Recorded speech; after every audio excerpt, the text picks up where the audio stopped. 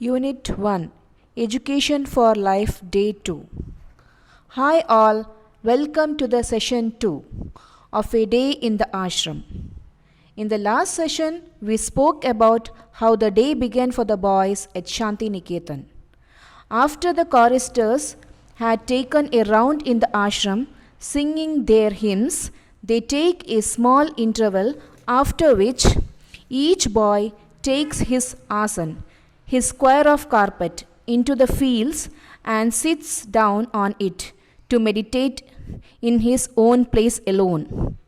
Later on, before the school work begins, the boys all stand together in the shade of the trees and sing their hymn. It means, after the choristers have done singing the hymns, each boy takes his asan. Here, asan means a square piece of carpet to sit on, into the open fields at a place of his own choice. And then they meditate for some time. And when it is school time, the boys gather together in the shades of trees and sing hymn. Till about 10:30, the work of the school goes on. We have no classrooms. The boys sit with their teachers in the open air under the trees. There are no larger classes. A group of 8 or 10 boys are seated round the teacher, asking him questions. Very few books are used. A greater part is carried on through conversation. The boys soon learn to open out all the difficulties to the teachers, and the teachers get keenly interested in the boys' question and answers. Such living education can never be dull. It means till 10:30 they get on with schoolworks. The teachers sit with the boys under the tree and engage them in learning through conversations. These interactive sections help the boys to shed their inhibitions and open up, and the teachers get deeply involved in clearing their doubts. There is not even a dull moment. Such bilateral conversations enliven the entire learning process. When the morning work is over, the boys take bath and go to their meal. About 2 o'clock in the afternoon, the classes begin again. But at this time, the work is chiefly with the hands as well as with the mind. Handiwork is practiced, and the boys' own natural taste are very soon discovered. Some prefer carpentry, others prefer mechanical works, others enjoy spinning and weaving, others become skilled draftsmen and painters, others are musicians. It means, soon after the morning session, the boys take bath and have their meal. Afternoon session begins at around 2 o'clock. No book work is in this session. Boys have an opportunity to pursue their natural taste, be it weaving, mechanical, painting, carpentry, or even music. There is very little book work in the afternoon. School is over at about 4 o'clock, and then there is a rush to get first into the great open fields for football. Our Shanti Niketan boys are very famous for the sports and games. It means after this session at around 4 o'clock, the boys hit the open fields for some sports and games. In the evening, at sunset, they return from the fields and sit down once more for a short time to meditate in silence. After games, they get back to meditation for a short while.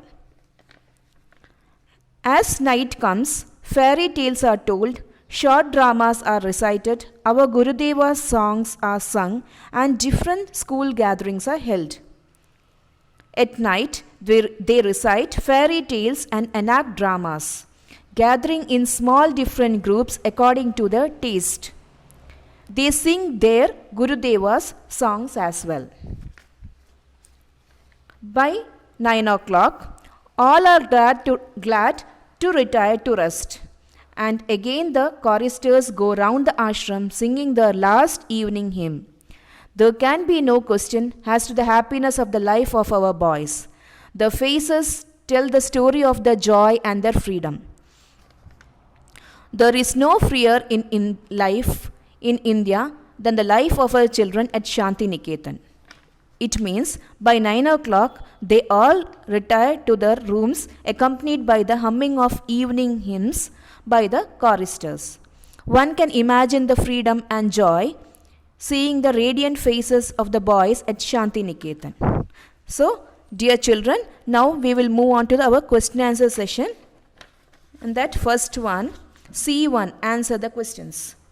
That first question, who named the school Shanti Niketan? Answer, Rabindranath Tagore named the school Shanti Niketan. Question number 2, when does the day in Shanti Niketan begin?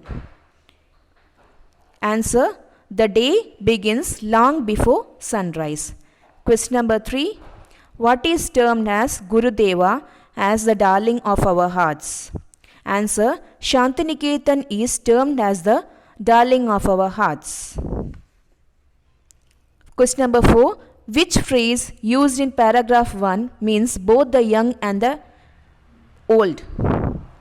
Answer, the phrase used is old and young alike. Question number 5, the boys in Shanti Niketan get up early in the morning. Who else are the early risers?